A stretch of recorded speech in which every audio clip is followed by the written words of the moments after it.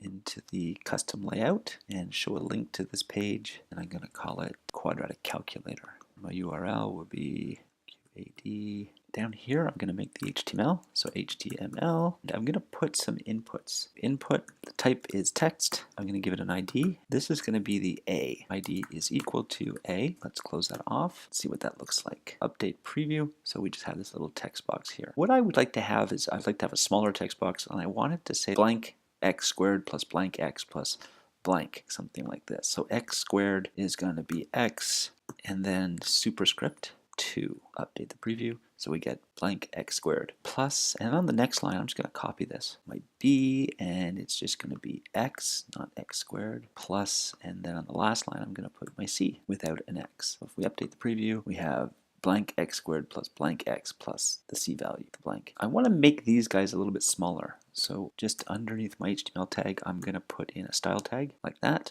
And inside the style, I'm just going to say that the type is equal to text slash CSS, capitalized CSS. In there, I'm going to say that my input, I'm going to make the width equal to 50 pixels. Let's see what that looks like. And what that does, by putting input like that, we're just saying all inputs at the same time. Like any input that I make is going to be only 50 pixels wide. So update the preview like that.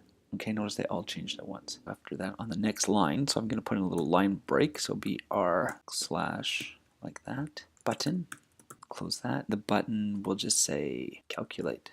So if we update the preview, it'll look something like this. The button, I'm just going to put an on click is equal to, and we're going to go to a function called calc. Let's go and build that function. And just underneath the HTML, I'm going to put in script. In the script, type is equal to text slash JavaScript. I'm going to put in function.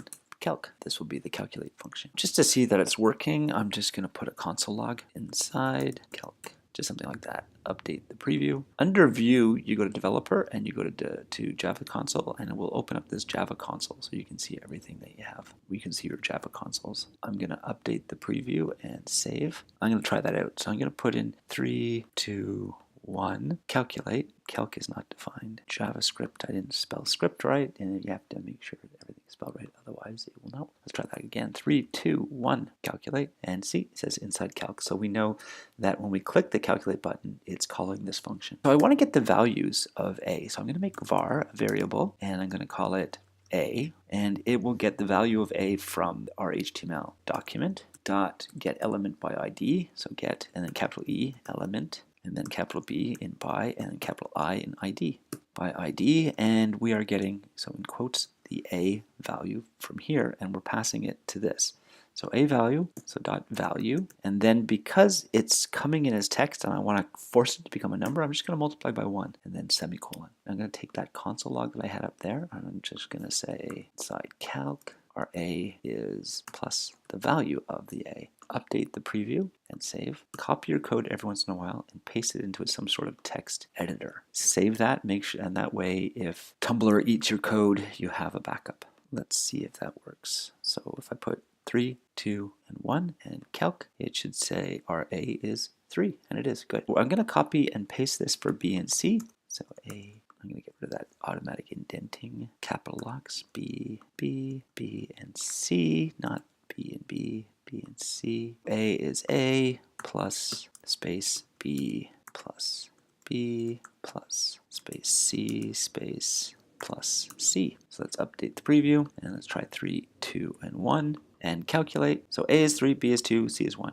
Excellent. Let us calculate our value of x. Let's have a look at our quadratic equation. Quadratic equation is x is equal to negative b plus or minus the square root of b squared minus 4ac all over 2a.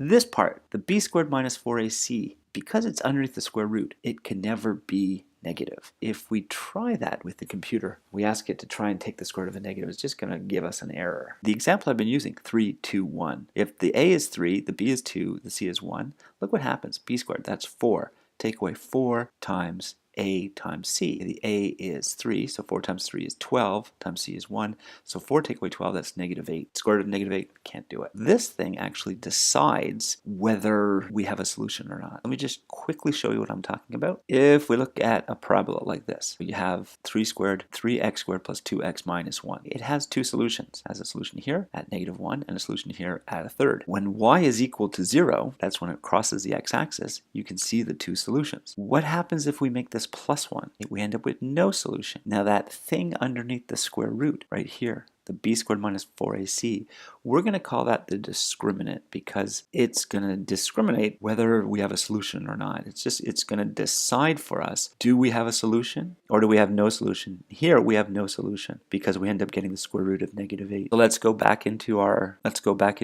code. I'm going to make a variable. I'm going to call it discriminant var and discriminant. So DSC, that is going to be equal to our b squared minus 4ac. b squared, that's b times b minus 4 times a times c. If our discriminant is greater than 0, we're going to get two solutions. We're going to get an x1 and an x2. So let me make two variables.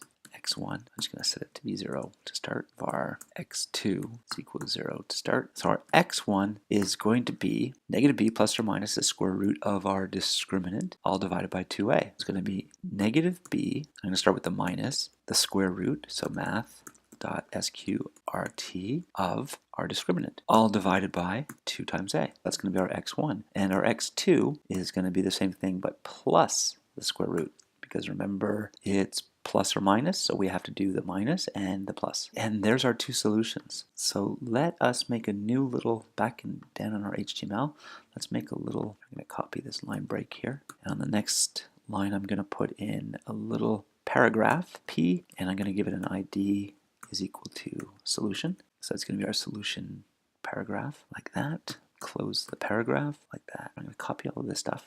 I'm just going to copy the document get element by ID. We're going to be setting solution, that little paragraph, we're going to be setting it the x1 and the x2. That should be x2, by the way. x1, so in quotes, I'm going to write x, and then I'm going to put a little subscript. Sub, and I'm going to put 1, and then close the subscript, space equals space, and then our x1 value. So plus the x1, and plus space, copy all this again. So x sub 2 is going to be our x2 value.